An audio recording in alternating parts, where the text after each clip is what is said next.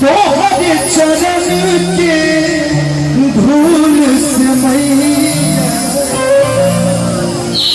तकदीर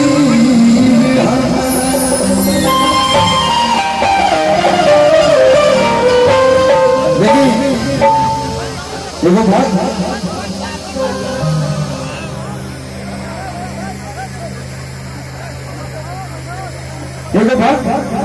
माई के मंदिर में गरीबा माई से कहा करती है भैया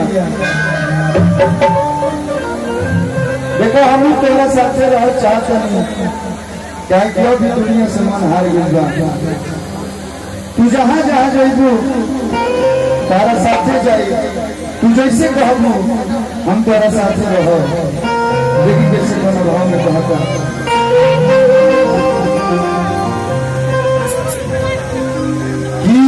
जी अपने बाटे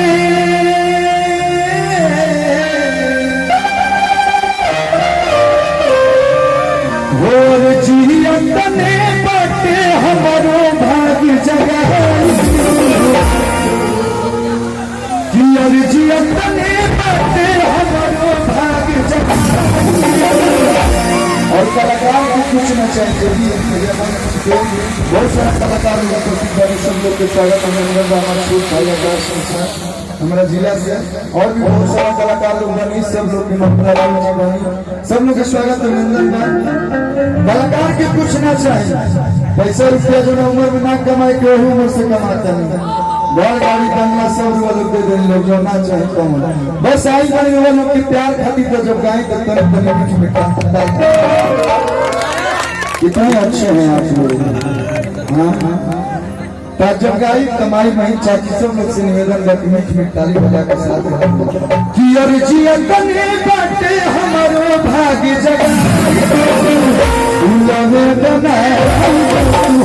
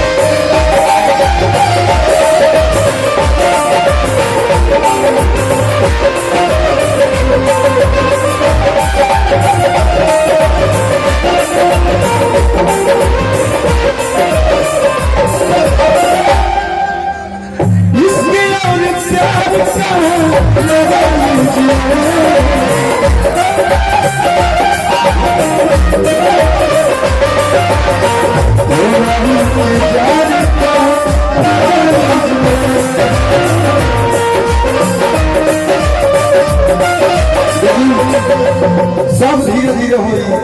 हम जो खातिर आई वो हम सारा कलाकारी दिखाइए के जाए जितना लोग जुटल बा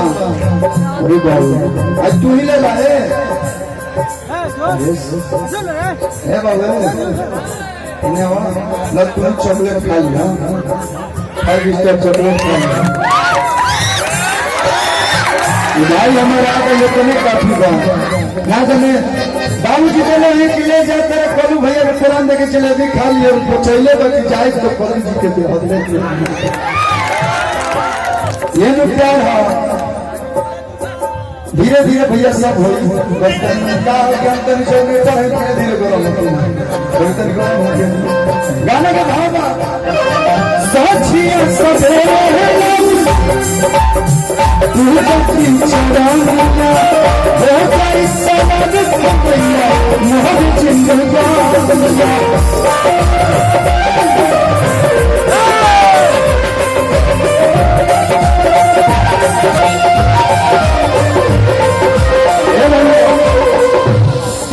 देखिए आदमी के क्या चाहिए, आदमी के क्या चाहिए, घर चाहिए, गाड़ी चाहिए, कपड़ा पहनना, परिवार खुश हो। लोग क्या शिकार से सब हो गए, बस नहीं चीज अभी तक नहीं कर रहे। सब लोग के बियाह शादी हो गई, हमारे अभी तक नहीं कर रहे। हम कैसे लिया चाहिए, हमारा यही लगन में हो जाए। उम्र हो गई, लेकिन पवन भैया के खेसारी जी के ऑलरेडी हो गई बा, दिनेश भैया के हो गई बा, पिछले लॉकडाउन में रितेश पांडे जी के हो गई, आगे लॉकडाउन में राकेश मिश्र जी के होता तो अच्छा थे। पहले ही हो गई और बिना केले कल्लू जी बच गए।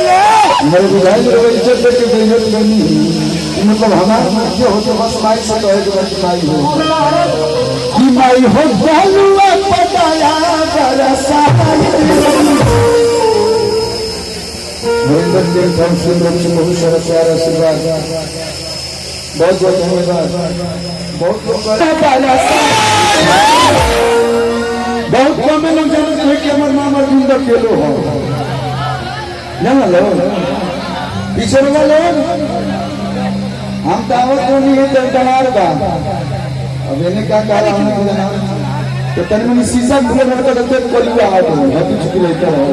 तो ये लोग प्यार है कि माई हो पहलुआ पटाया बरस